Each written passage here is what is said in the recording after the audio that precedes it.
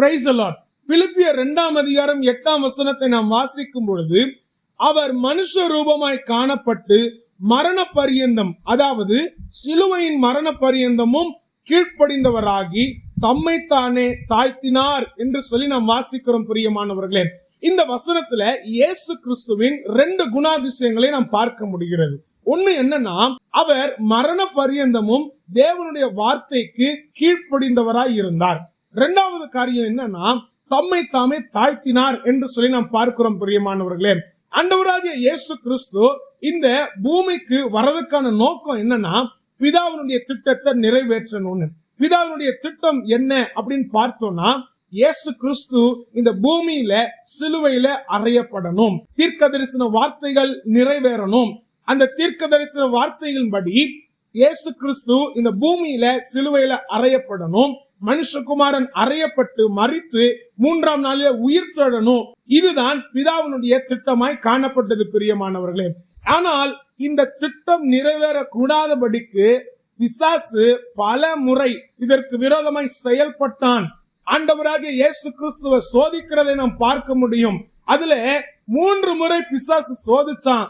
ஆனாலும் பிதாவின் சித்தத்தை நிறைவேற்றுவதற்கு அவருடைய வார்த்தைக்கு கீழ்ப்படுகிறவராய் இயேசு கிறிஸ்து காணப்பட்டார். பிரியமானவர்களே, அதனாலதான் நமக்கு இன்றைக்கு மீட்பு என்கிற ஒரு காரியம் நமக்கு இருக்குது. பாருங்க, இன்றைக்கு நம்ம தேவனுக்காக ஏதாவது செய்யணும்னு ஆசைப்படுகிறோம், கிறிஸ்துவுக்காக நாம் வாழணும்னு ஆசைப்படுகிறோம்.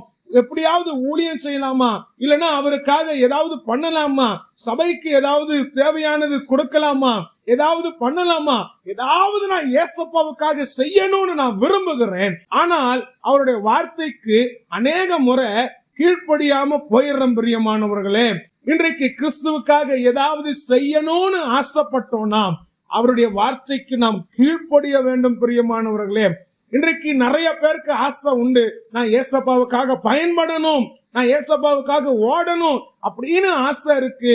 இந்த ஆசை நிறைவேறணும்னா அவர் வார்த்தைக்கு நாம் கீழ்ப்படிய வேண்டும். அவர் சொல்லுகிற வார்த்தைக்கு நாம் செவி கொடுத்து அதன்படி நாம் நடக்க வேண்டும். பிரியமானவர்களே, வேதாகமத்துல எத்தனையோ தேவனுடைய பிள்ளைகளை நம்ம பார்க்கிறோம். எல்லாரும் எப்படி பயன்படப்பட்டாங்க, அவங்க தேவனுடைய வார்த்தைக்கு கீழ்ப்படிந்தாங்க, அவர் சொன்ன காரியத்தை அவர்கள் செய்தார்கள். பிரியமானவர்களே, சாமுவேல் தீர்க்கதரிசியை குறித்து நாம் பார்க்கும் பொழுது சிறு வயதிலேயே தேவனுடைய சத்தம் அவருக்கு கேட்டது. பிரியமானவர்களே, அப்படிப்பட்ட பாக்கியம் கேட்டதும் அவர் ஒன்றை மாத்திரம் சொன்னார், சொல்லும் அடியேன் கேட்கிறேன் என்று சொல்லி அன்றைக்கு அவர் தேவனுடைய வார்த்தைக்கு கீழ்ப்படிய ஆரம்பித்தார். இஸ்ரவேலில முதலாவது தீர்க்கதரிசியாய் கர்த்தர் அவரை கொண்டு எடுத்து பயன்படுத்தினார். பிரியமானவர்களே, அவரை கொண்டு சவுல் ராஜா மற்றும் தாவீது ராஜாவை தேவன் அபிஷேகித்தார். அப்படிப்பட்ட பாக்கியத்தை சாமுவேல் தீர்க்கதரிசிக்கு கர்த்தர் கொடுத்தார். பிரியமானவர்களே, அப்போஸ்தலராகிய பவுலை குறித்து நாம் பார்க்கும் பொழுது முதலாவது இயேசப்பா அப்போஸ்தலராகிய பவுலை தமஸ்கு எனப்பட்ட பட்டணத்துக்கு அவர் பிரயாணம் பண்ணும்போது ஆண்டவர் காட்சியளித்தார். அப்ப காட்சியளிக்கிற வேளையில சவுல் என்னப்பட்டவர் என்ன சொன்னாரு தெரியுமா? நான் என்ன செய்யணும்னு தான் கேட்டாரு. பாருங்க, அப்ப இயேசப்பா சொன்ன காரியம் அனைத்திற்கும் அன்றைக்கு சவுல் கீழ்ப்படிந்தார். ஆண்டவர் அவரை பவுலாய் மாற்றி அநேகருக்கு சுவிசேஷத்தை கொண்டு போகிற ரதமாய் மாற்றினார். அநேகரை பாவத்திலிருந்து சாபத்திலிருந்து எப்படி அவங்களுக்கு மீட்பு அப்படின்னு சொல்லி அநேக புறஜாதிகள் மக்களிடத்துல ஆண்டவர் பவுலை எடுத்து பயன்படுத்தினார். பிரியமானவர்களே, இன்றைக்கு கிறிஸ்துவுக்காக நான் ஏதாவது செய்யணும், அவருக்காக நான் பயன்பட வேண்டும் என்று சொல்லி ஆசை இருந்தால் மாத்திரம் போதாது. கர்த்தர் சொல்லுகிற வார்த்தைக்கு நாம் கீழ்ப்படிய வேண்டும். ஆண்டவர் சொல்லுகிற வார்த்தைக்கு நாம் கீழ்ப்படியலனா அவருக்காக நாம் பயன்பட முடியாது. பிரியமானவர்களே, ஆண்டவர்கிட்ட நாம் ஒப்பு கொடுப்போம். குயவன் கையில் இருக்கிற பாத்திரமா நாம் இருக்கணும். பிரியமானவர்களே, அப்பதான் குயவன் சொல்லுகிற காரியத்துக்கு நாம் கீழ்ப்படிய முடியும். இன்றைக்கு தேவனுக்காய் பயன்பட வேண்டும் என்று சொல்லி ஆசைப்படுகிறீர்களா? தேவனுடைய வார்த்தைக்கு கீழ்ப்படியுங்கள்.